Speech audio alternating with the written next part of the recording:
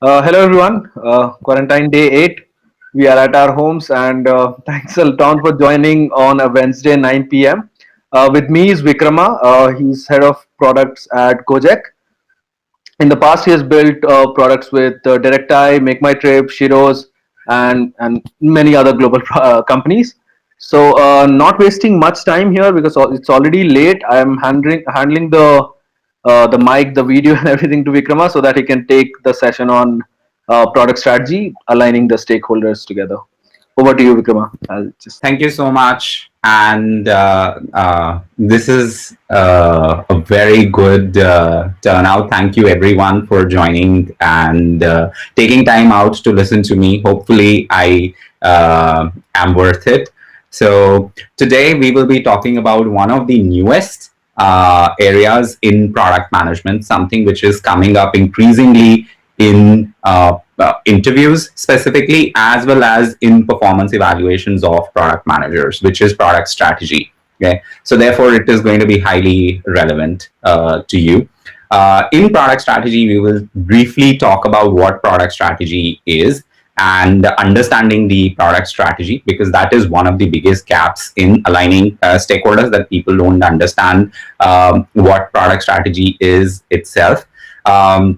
Second, we will specifically talk about what are some of the mistakes I see product managers make in aligning stakeholders in general, but specifically around implementing a prioritized list of things that they want to do.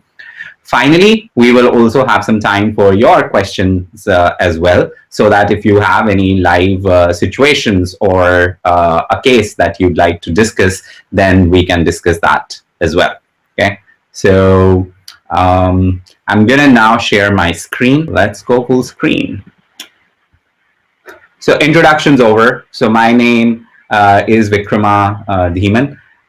You can find me on LinkedIn with the same name. Okay. So that's the advantages of adding an A to your name, accidentally though, but it is helpful.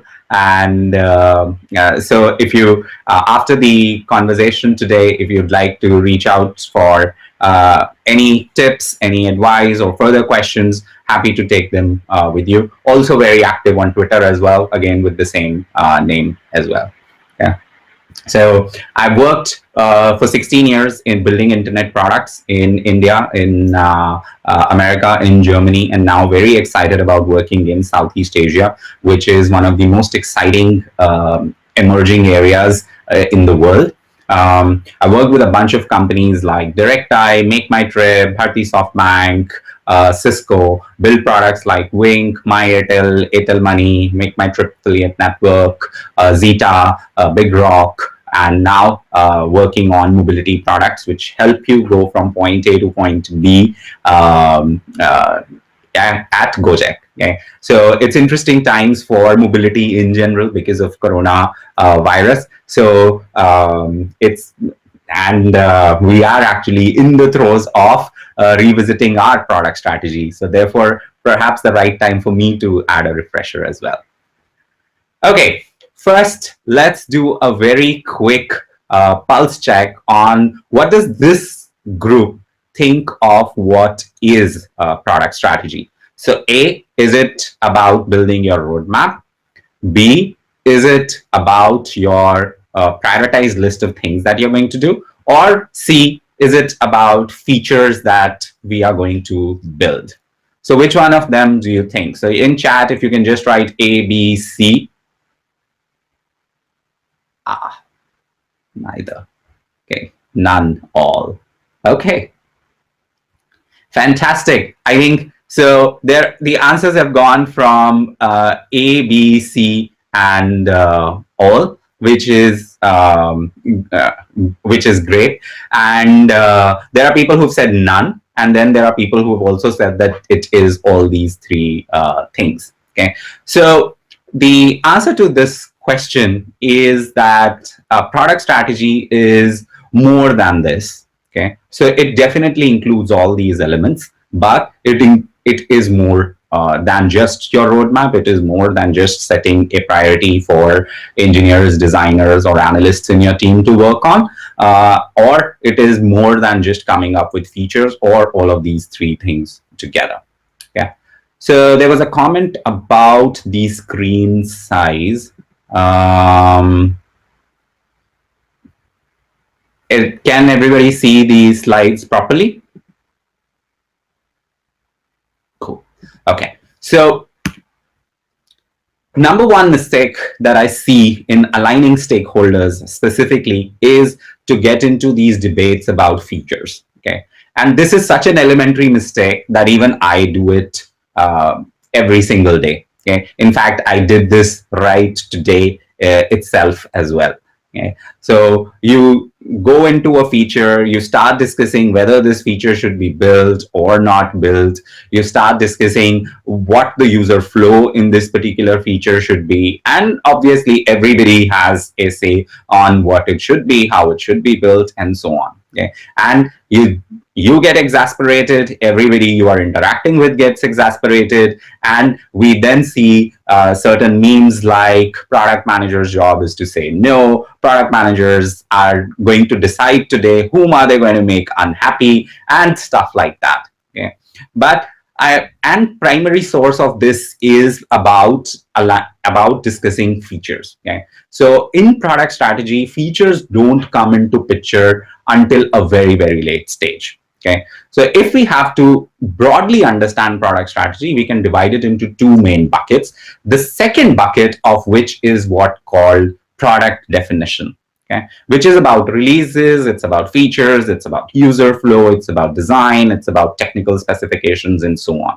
Okay, and as you are starting your career as a product manager, this is what you will be focusing a lot more on. Okay, I'm not going to go into the details of each of these because as we have seen from this group, most of you would be already knowing these things, and you would be doing them at a fairly high level of excellence yourself already as well. Okay, but it's important to understand that product definition is the outcome of product strategy. Okay, it's a part two of the product strategy. Okay, so the part one answers some basic questions. Okay, that how do we arrive at these features? How do we arrive at these releases? What things should we be keeping in mind when we are designing the user flow and design? And what things should we be keeping in mind when we're doing our technical specifications? What does that come from? It comes from taking a step back and analyzing where we are, where we want to go, okay, and what are some measurable milestones in the process of reaching where we want to go.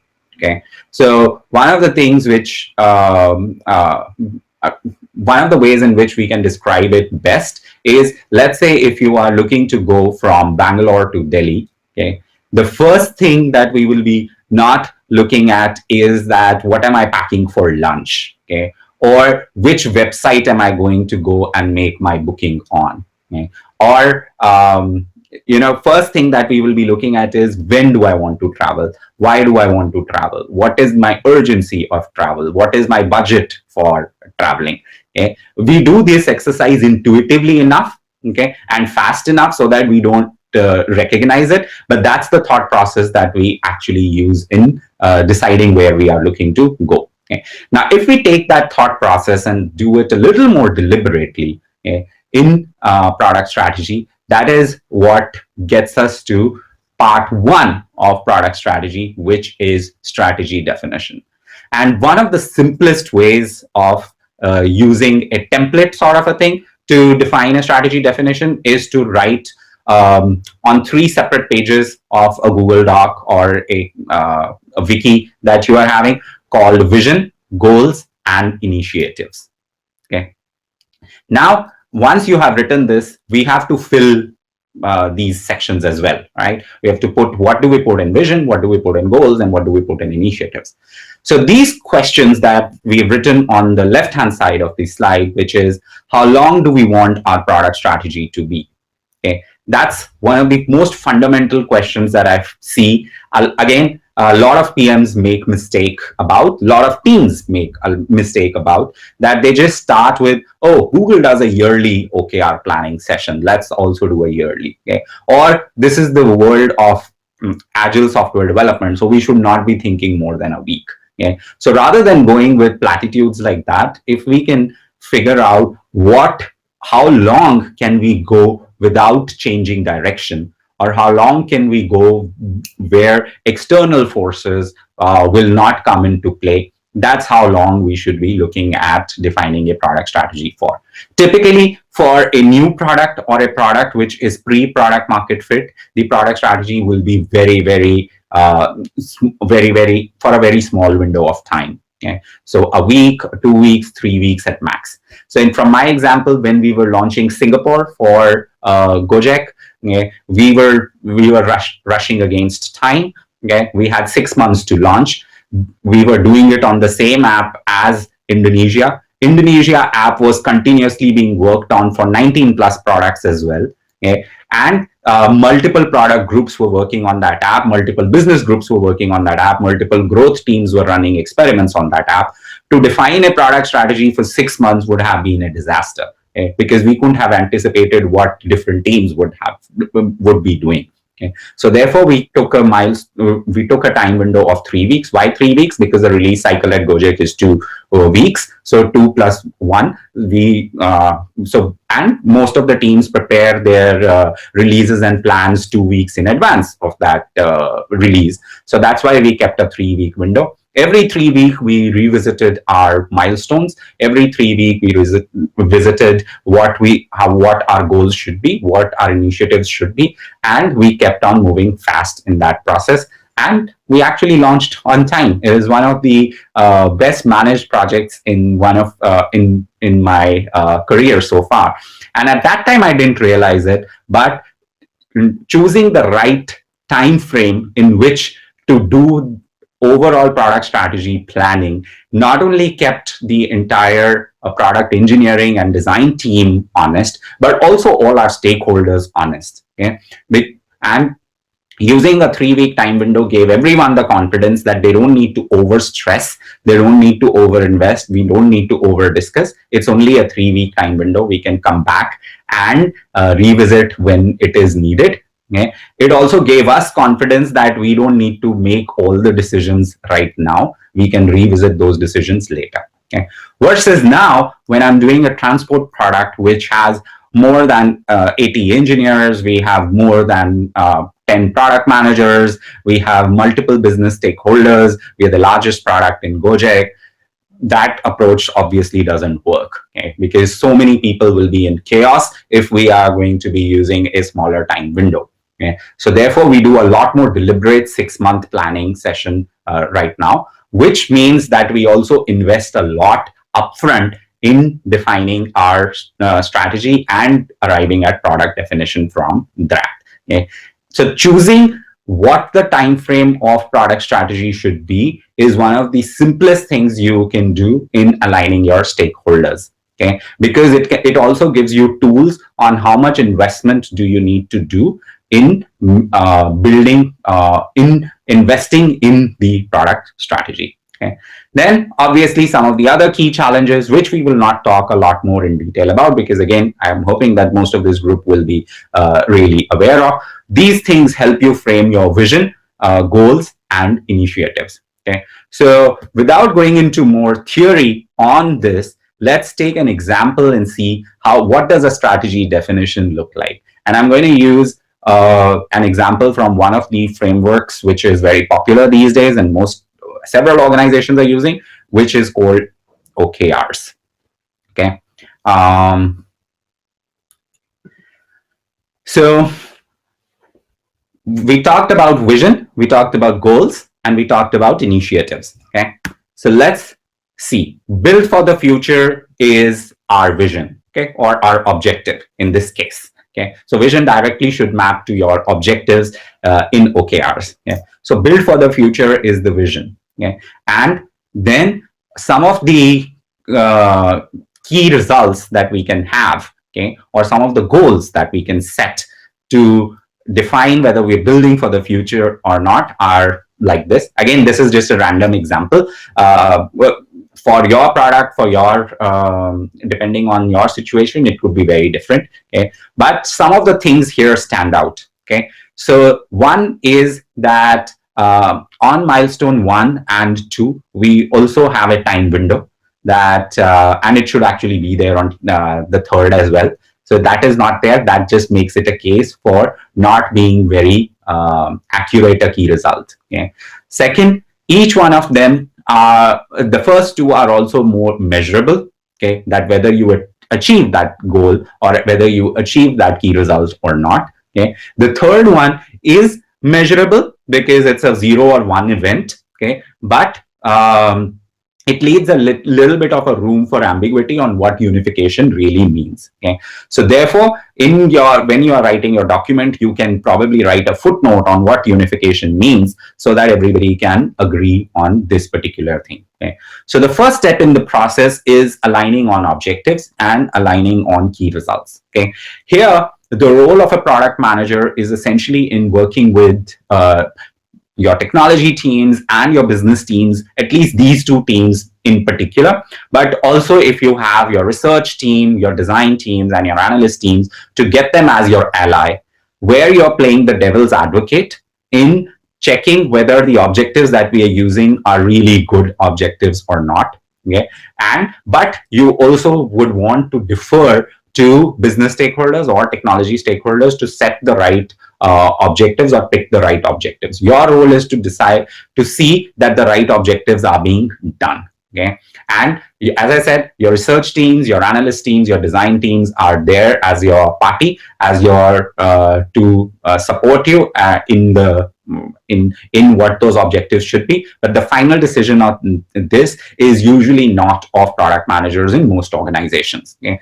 Again, different organizations behave differently. Your role is a lawyer. Your role is not the judge in this particular case. Okay, so we'll talk about an advanced strategy of influencing how you can influence your way through on setting these objectives to the way you want a little later in the session. But for now, this is about strategy definition, which is about vision, goals, and initiatives. Vision translates to objectives, goals translate to key results in the OKR mapping. Now let's talk about initiatives. So we're going to take one of the goals, which is reach 500,000 monthly active users on product X by end of H1.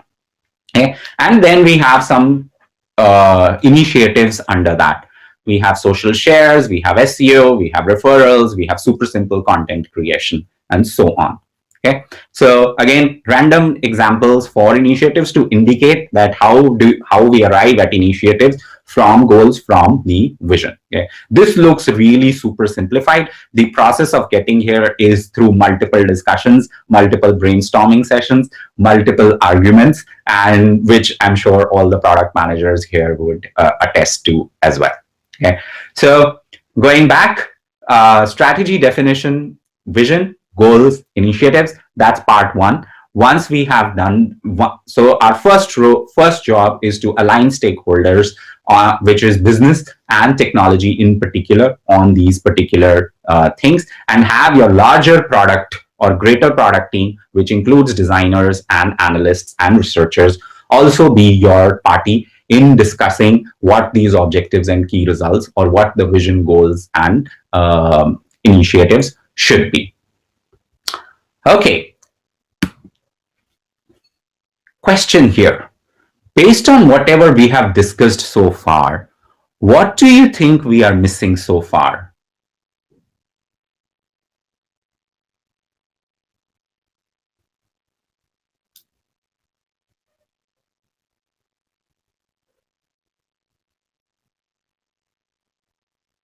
Okay, user interactions, success metrics, user experience, team's capacity, the why part, milestones. Okay, current state, priority.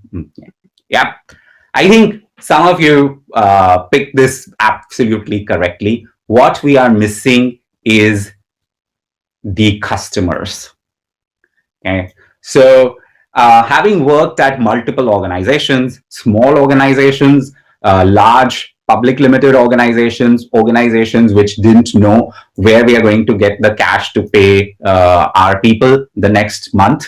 Okay, having seen that gamut across 4 different geographies, I can safely say that your success or your growth as a product manager is going to be driven by what you can do for your customers. Okay, your equity in your organization, your bargaining chip on a table with multiple stakeholders is what you have done or what you bring to table about the customers. Okay, and one of the ways which we discussed previously is to have a concept of greater product team. Okay, I see a lot of, you may be arguing with your researchers, you may be arguing with your designers when you are working on the trenches and getting a product out. Okay, but when you are discussing your strategy definition, they are your allies. Okay, all of you are fighting on behalf of the customer. Okay, on what is the right thing to do for customer.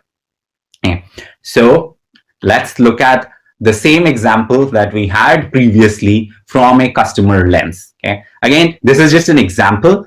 In your actual situations, it could mean slightly different. Okay. And you will also see how your discussions on initiatives, how your discussions on what the brainstorming on those initiatives should be, would also become slightly different. Okay. So here we have done reach 500,000 17 to 20-year-old monthly active users on product text by end of H1. Okay. And I can tell you that in one of my previous roles, just drafting a goal like this meant that we had to actually invest in a lot of customer segmentation first to understand who the customer segment of our users in the first place. Okay, that was the first outcome of setting a goal, keeping a customer or customer segment in mind. Similarly, reach 100,000 users, 100,000 weekly completed orders from city A on product Y by end of H1. Okay. Unify country Z in the same app to provide a parity experience. Let's see how this influences the initiatives. Okay.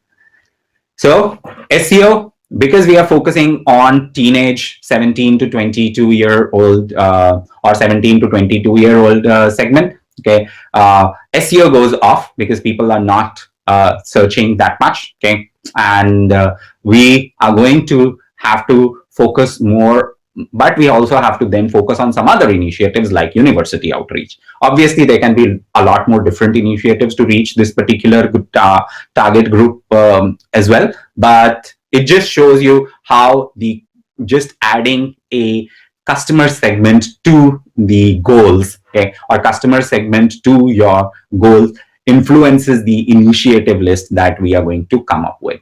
Okay, and once this has been, again, the agreement or the goals on which segment should we be looking at, this is where it starts making sense to have your greater product team, okay, having researchers, having designers, bringing you on the table. Okay, and because the conversation is moving towards having a customer segmentation, you suddenly start seeing a lot more conversation from the greater product team in the discussions that we are having with business and tech as well.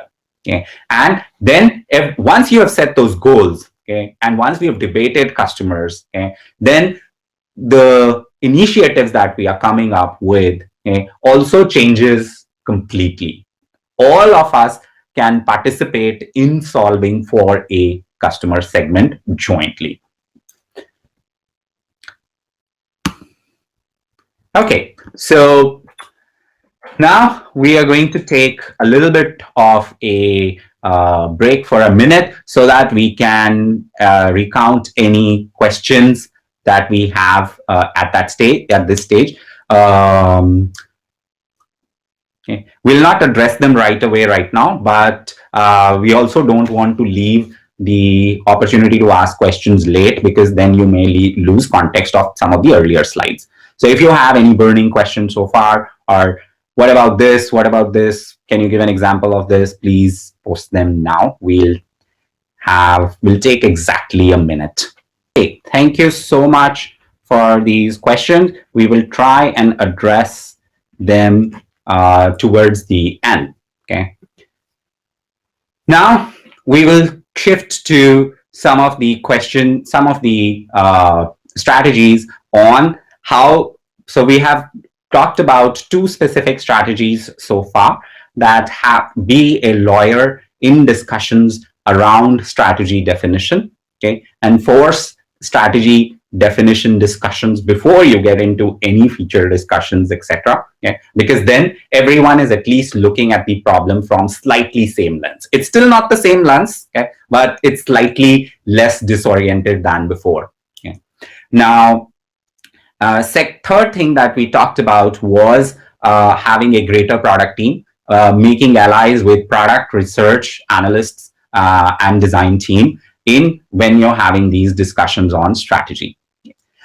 So now we also talked about that we are going to be speaking about an advanced strategy on how can we make our way, or how can we get our objectives, or how can we get our elements of vision prioritized as well. Okay? Because ultimately this is going to be with business or tech mostly. So tech will give tech side of things. We need to scale XYZ. We need to invest in cloud infra. We need to rewrite ABC. We need to do an onboarding boot camp, etc. Business will have goals around usage, around revenue, around growth, and so on, which is fair, because the goal of product is to serve the business. Okay? And if the tech is not holding up, then the product manager's job to support a business, then the product manager is also not really doing the role well. Okay? But we also have our view, our aspirations, that we should be doing this. For instance, one of my personal goals, or one of my personal passions, is to make ride hailing more inclusive. Okay? So if that is the case, then how do I make sure that that finds a way into the OKRs for mobility group? So one of the first things that we need to do is to make sure that you don't treat strategy definition as an event.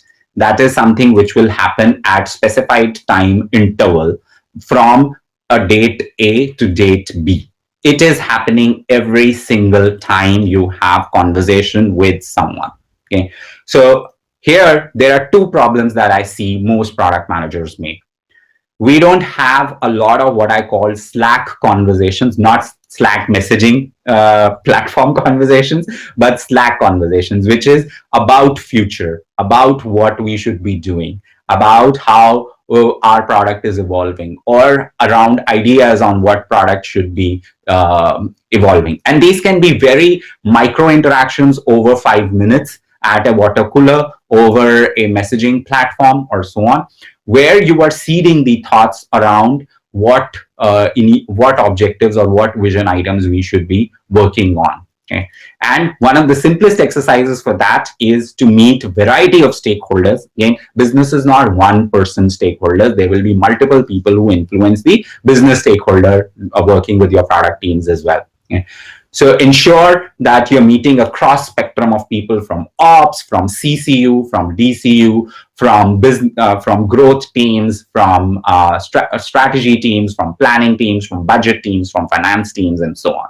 Okay, so I have seen sometimes when products are growing, or they're going to do an IPO, product managers are under a lot of stress for a bottom line, for P&L, for profitability. And I see those product managers have never really spoken to finance people at all. Okay? And how do you build your product without having that empathy?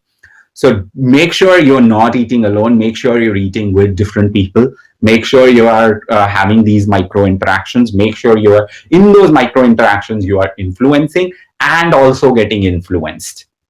Okay. So we see that alignment is a one-time activity. It is not. It is something that you work on actively every single interaction that you're having with someone. Does that mean you need to be more mindful? Does that mean you need to be more deliberate? Does that mean you need to be more conscious of what you are looking to contribute to or get out of every single interaction? Yes, that means it. Okay. So that is something you should be focused on. Okay. Once you So I'll again give an example for inclusivity. I was not able to get an objective around it last semester, which is the OKRs that we did from July onwards, but we were able to do something around that this semester. Okay. So it can take time, but if you keep hitting at it, you will get somewhere. Okay. Now, second thing, which is very important, is that you're not eating with drunkards always. Okay? So you don't just go out and eat with one person or two people all the time. Meet a cross segment of people. This also gives you empathy on what is important, what is going on with multiple stakeholders across the organizations. A lot of product management stress comes from unpredictability. A lot of product management stress comes from the fact that randomly people are popping and giving you things to do. If you are aware, or if you have built relationships with a gamut of stakeholders who are going to be influencing that, and you're meeting them on a regular basis, your preparedness just mentally is always there. And also, once that relationship is there, before it gets into a full high zone escalation, there's always an informal channel in which it comes to you, and you can always figure out a more short-term, hacky, or even deprioritize and give information in a more friendly space. Okay. So that's something which, again, you should be focusing on. This is something which has, in my initial 6 years, I didn't focus on it a lot. Okay. But in my last 10 years, this is something I have religiously focused on, and it has helped me significantly. Not so much only in influencing others, but also being influenced in the right way as well. Okay? Because I'm not right always, but I do believe I am right always. Okay? So getting that other's viewpoint on that I may not be right, and getting influenced and correcting my own viewpoint is very helpful for me, and also keeps you happy, productive, and positive. Finally, don't wrestle with pigs. Most organizations will have these one or two people who will be very tough to converse with, who will be very tough to mediate with, who will be very tough to argue with. Till you have a lot of social capital inside your organizations, which comes after being in those organizations for a period of time and having delivered products for a while, till then, please don't wrestle with pigs. It's not worth it. You're not going to go anywhere. You don't have enough social capital for people to rally around you. Okay? And we can go and say things like the best idea should win. It should not be about who is saying it, but those things actually do matter. Okay? Who is saying that does matter. And once you have that social capital, that also works for your advantage as well. Okay? So keep these three things in mind. So a little bit of 20 seconds silent time reading of tips.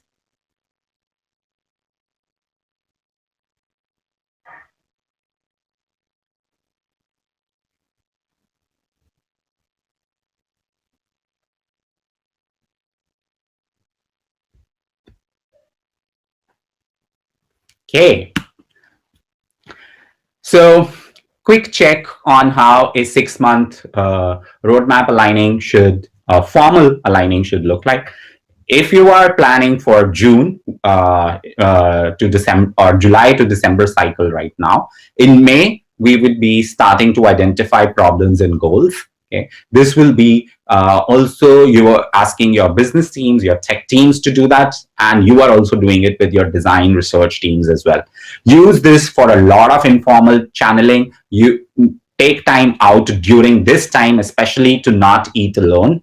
Okay. Use this time to meet a cross section of people to get your understanding of what is happening in your organization with different customer segments and different people looking at those customer segments from different vantage points. Okay. Next, rank these goals. Okay. This is going to be a joint exercise. Finally, prioritize the initiatives and communicate to the team. During the next 6 months, keep focusing on keep at least a 20% focus on what you want for the next 6 months. Okay. your preparation for that particular period of time. You do foundational research. If there is a new country you want to launch, if there is a new customer segment you want to launch, if you want to target a new product, if you want to if your product will be at a higher trajectory of adoption, and during those time what problems will become important. So do those particular things as well. Again, there the previous advice of continuously meeting people will be really helpful. In working with people, there is one simple principle, okay, which is ears either bleed or are shut.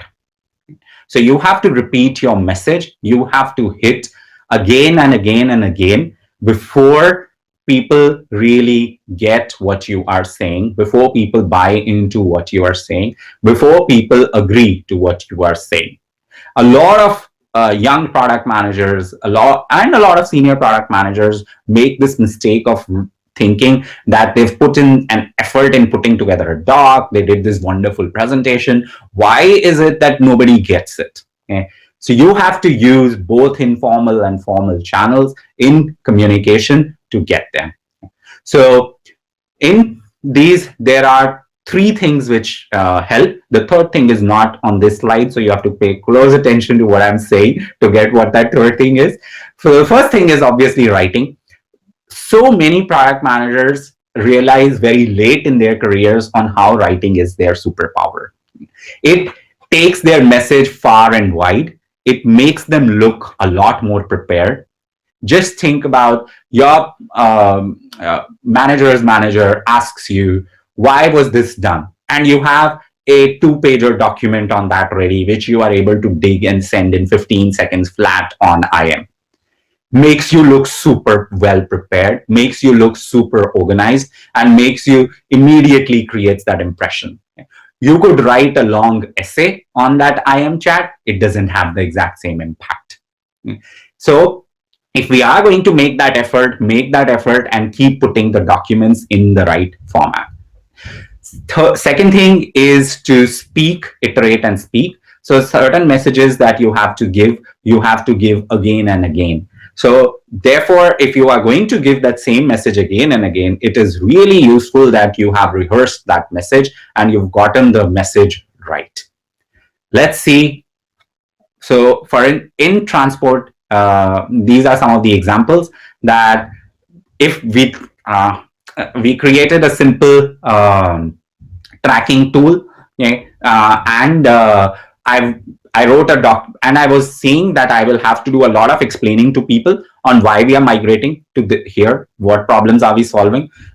So rather than having these conversations with everyone, you need to have them with some people, but not to have it with everyone is a drain. Wrote a document, everyone has had a meeting, shared it, got comments, got refined my thinking as well, incorporated those process, and got a buy-in for this particular thing.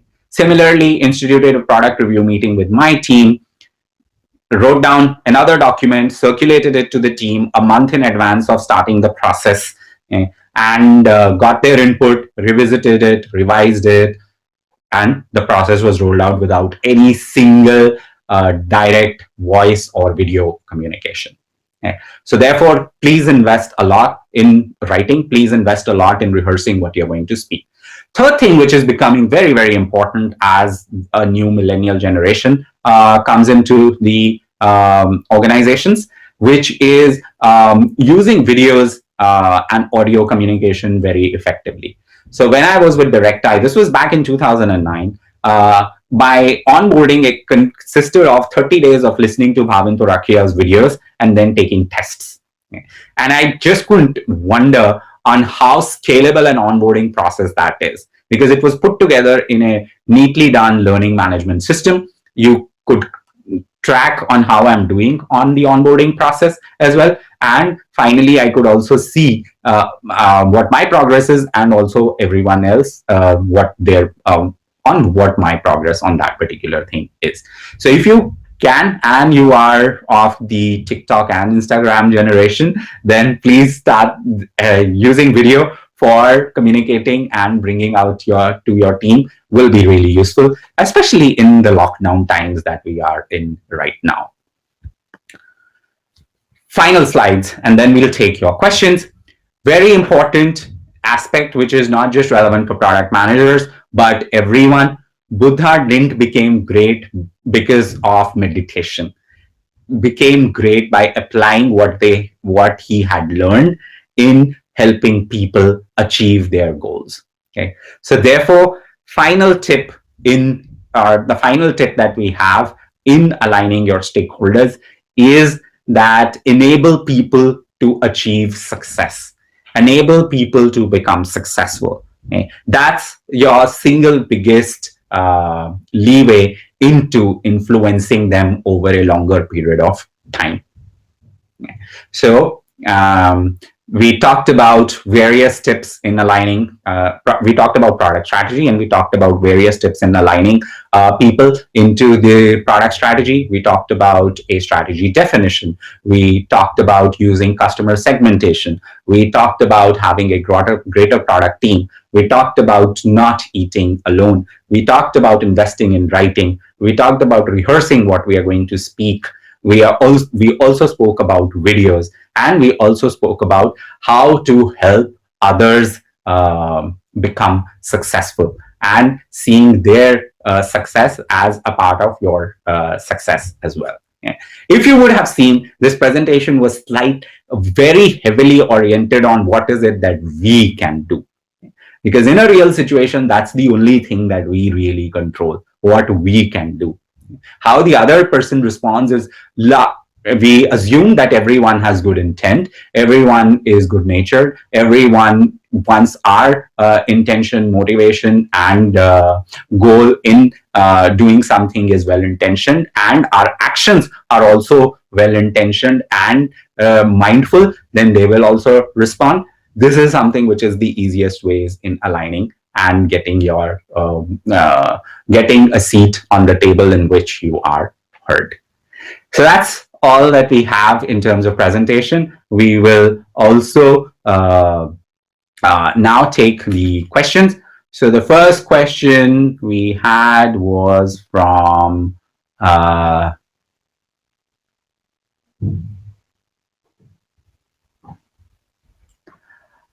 okay. There was like a lot of conversation which happened, which is nice. Yeah. So question was, why did you mention 17 to 20 years? What audience are we talking about? Yeah. So this is just a random example. You can define your customer segment the way you want. And customer segmentation is a webinar of its own. The product folks, if you are listening, probably a webinar on customer segmentation, because that's also one thing which I see that a lot of product managers don't get exposed to unless they come from research background. What are other frameworks comparable to OKR? You can use any framework that you want, which as long as it gives you quantified, which is measurable goals by a time period. Okay. OKRs is just in vogue, so it just makes it easier to sell internally. But anything which meets the SMART definition of goals, you can use any framework. Okay. How do you determine the right strategy for scaling up a particular product? Very interesting question. What I'll recommend is, that's just a bit beyond this particular session, but on your story, if you will search from my name, I gave a talk in the last event that had happened, which is the flagship Your Story event on product market fit, that talks about that question. So it's almost a 1.5 hour long video, which will be really helpful, Aravind. Okay. In order to build a healthy roadmap, then do we need OKR type of metrics? Very good question. I am a big fan of frameworks. I'm a big fan for structure. I think having structure not only helps structure conversation with others, but also structures your thinking process. So using a structure, using a framework is very, very helpful. It also helps you build your muscle memory. If you are interviewing with some of the top organizations in the world, they are going to evaluate you on structured thinking and your exposure to frameworks. Okay.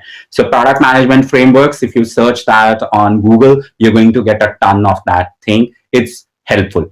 Again, first 6 years, I didn't use any of them, but then I started using them and my life has been lot more organized. It can still be a lot more organized because I forget to use them all the time, but whenever I use them, it's definitely very helpful. Are we not considering market landscape during strategy definition? Yes, we are. As we said that the goal of so again, in customer segmentation, when you're looking at behavior, when you're looking at demographic, when you're looking at aspirations, you are also looking at what the market is like. Okay, so if you already have a product which is wildly successful, your point will be that what is the need of the customer that you are going to offer differently. So for instance, when we were at Hike Messenger, we had to find out what is it that our rationale is, which will be different in a messaging platform. Therefore, we targeted teenagers and younger people a lot more. And that's why products like sticker, products like, in fact, one of our most used emojis was the kiss emoji. Okay, so that just explains you how different the product was in terms of the positioning as well. Okay. How granular the goals should be? Great question. I think it ties back to how big your product strategy time window is. Is it 3 weeks? Is it 6 months? Based on that, you can define what you need to do.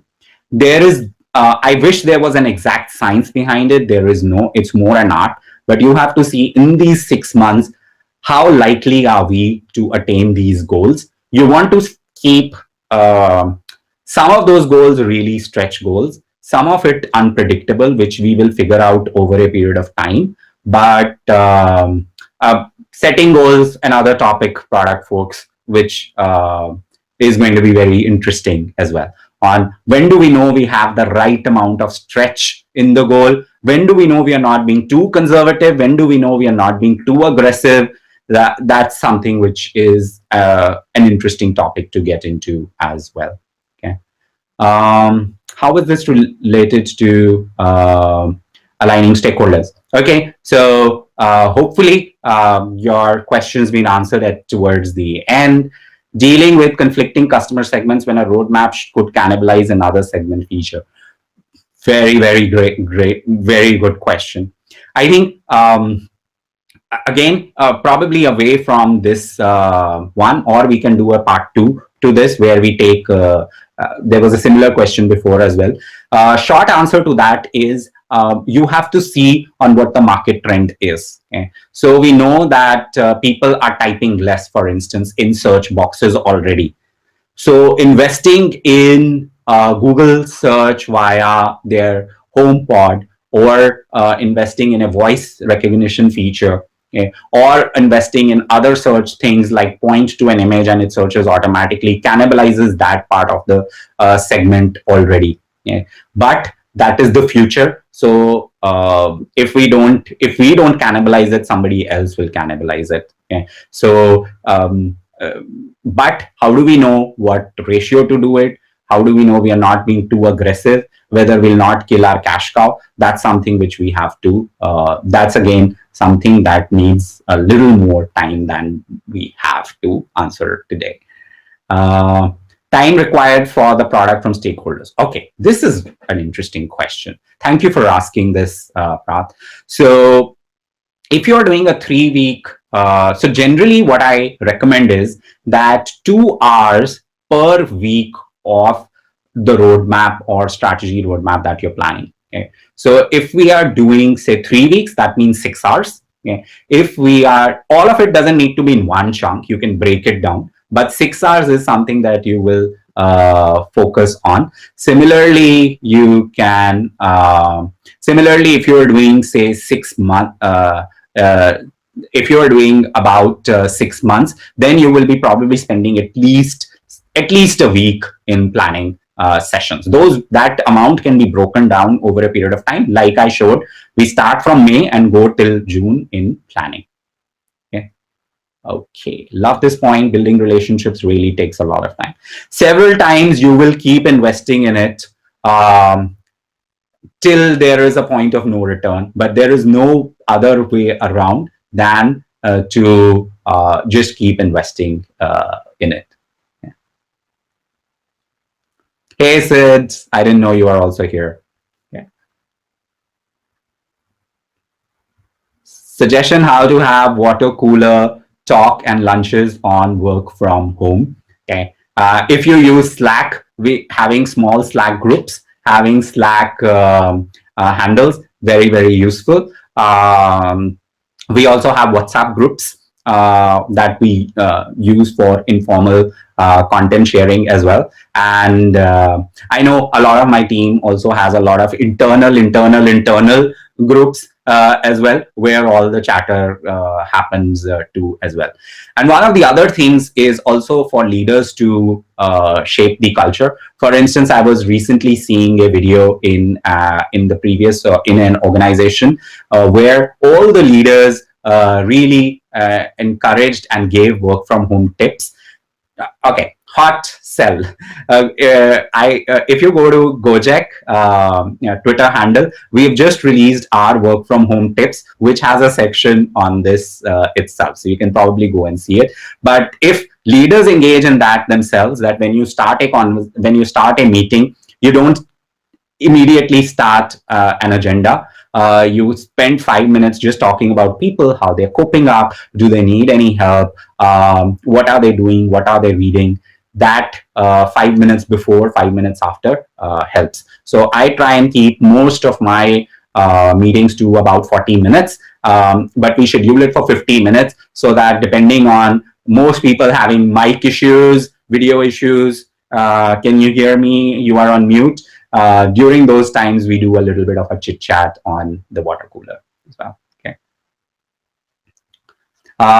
All of our mobile team also has a 4:30 virtual chai session.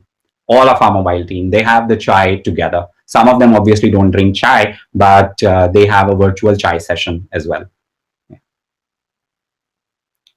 Some great suggestions after that as well.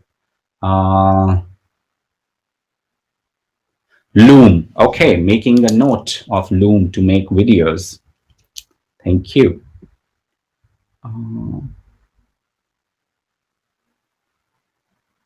Okay.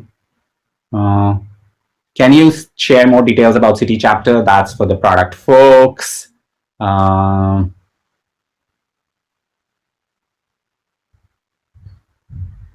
How far a product can be developed if bootstrapped versus funded, since many of the roles in a startup are possible if the venture is funded?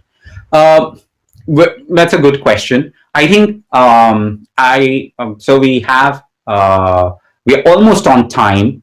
Okay, so if you want to leave, you can definitely leave, but I'll just hang around to take these final questions.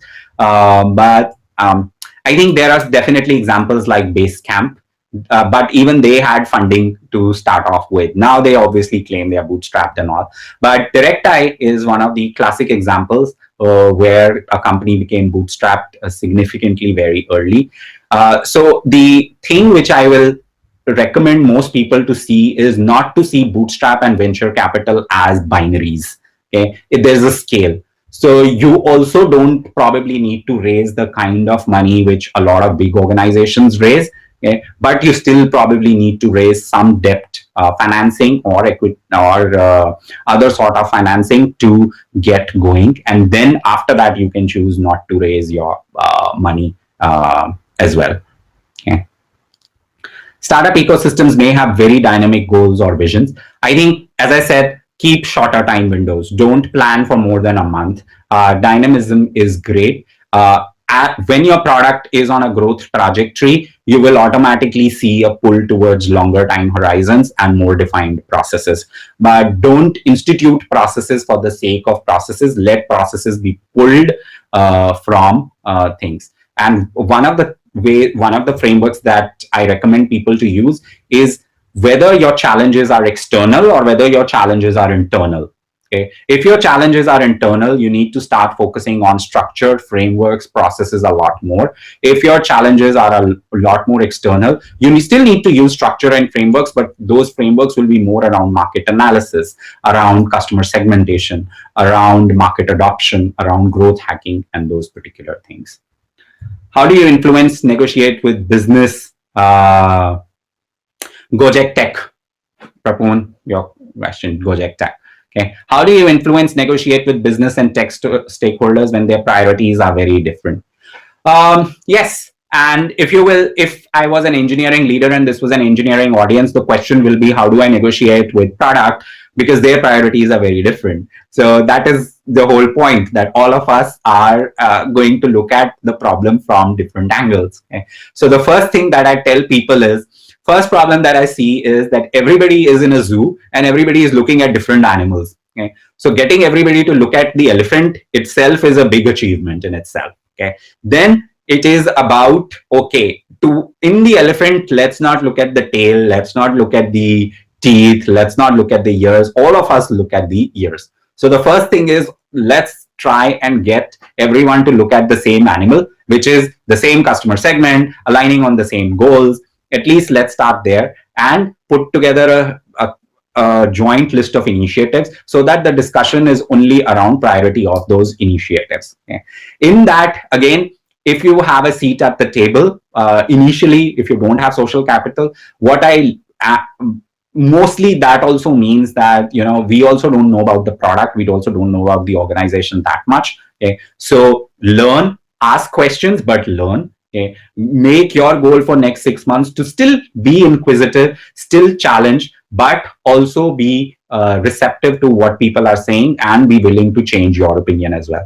As you get more mature into the ecosystem of an organization, it will start becoming a more give and take thing eventually, because you will also learn from interacting with different stakeholders what is important for them and how do you have to pitch your idea and why this thing is more important.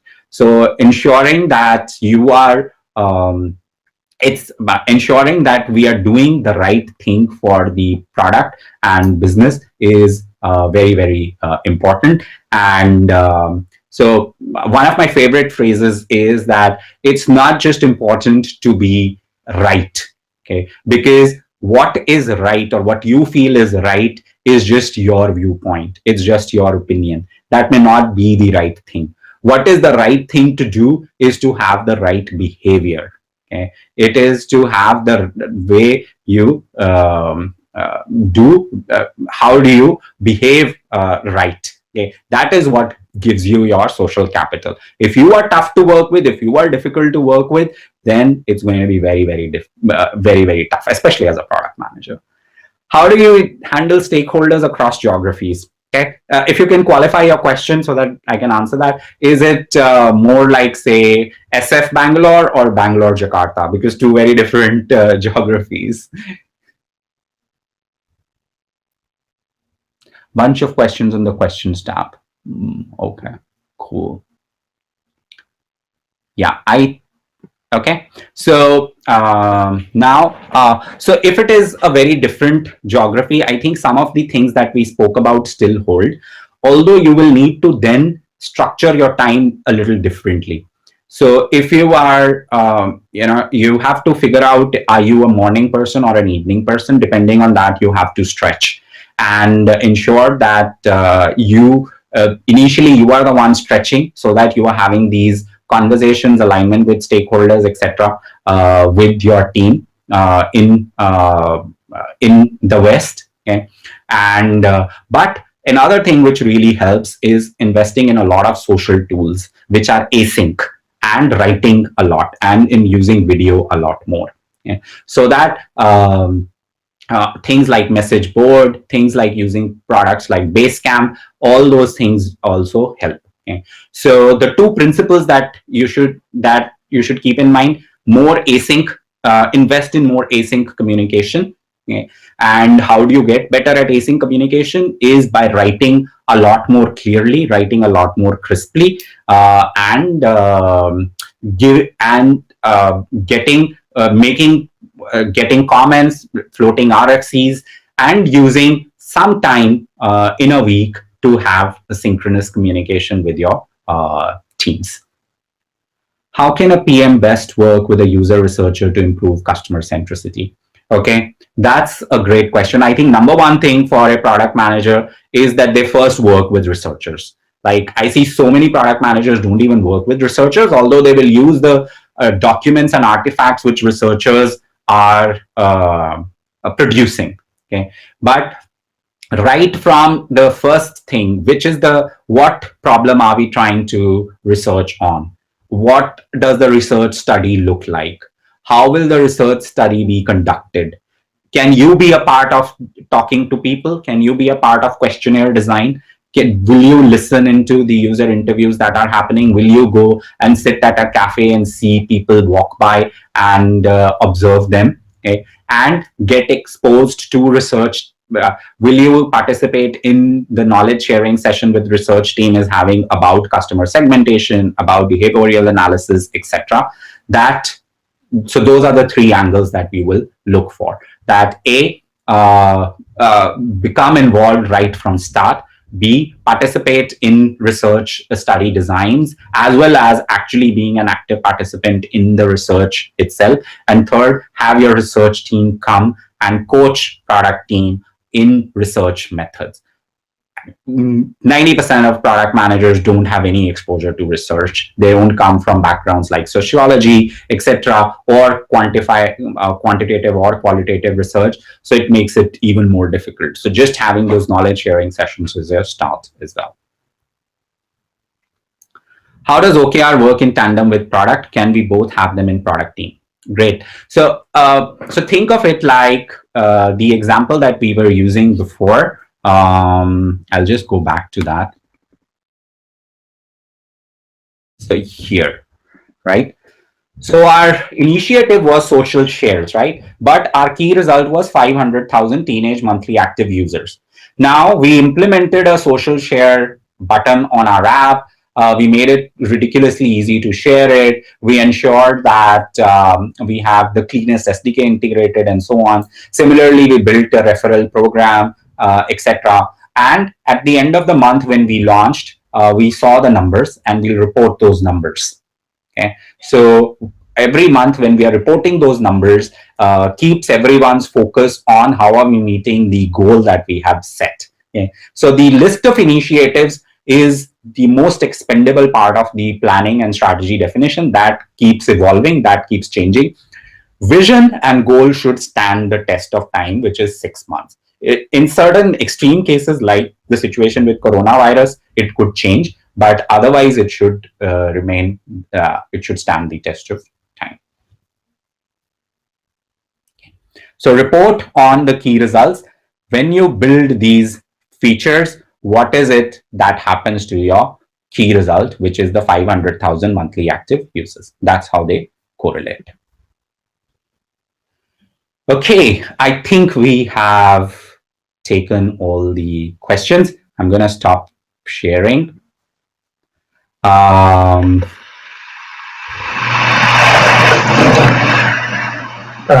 guys can hear me, right? Audible? Yes. So, yeah, just want to take this opportunity to thank Vikrama for this session. We've been in touch with him for a long time, and we actually wanted to get him for an offline session in Bangalore after coming across his blog. So if you guys don't follow him on Twitter, please do that right away. And for guys who are looking to transition, he has a really nice article out there. That's one that we liked as well. So yeah, and that is something that we really want to thank you so much, Vikrama, for your time and sharing these insights. I think OKRs is one subject everyone is interested in, and product strategy is something that is super important today, especially with everyone trying to de-risk the current situation. So yeah, perfect. Thank you so much for your time. We'll definitely be doing more sessions, hopefully with Vikrama, one more session on what we had planned. But thanks again to Vikrama. Thanks to the Airme team as well for supporting, and it's a great tool out there that all of us can connect in these times as well. And we'll definitely bring you more stuff in the coming days. Yeah, let us know your feedback on the session. And yeah, Vikrama, you want to say something, sir? Very, very water cooler friendly because it has a lounge table access before the session. Absolutely, absolutely. And yeah, guys, we'll be sharing across a feedback form. So if you can share how you like the session, what you guys would like to see, so we'll be happy to organize stuff around that. We're very active on Twitter, active on LinkedIn. So we have a group on LinkedIn as well. Feel free to reach out to us, and yeah, let's stay connected and stay safe, everyone.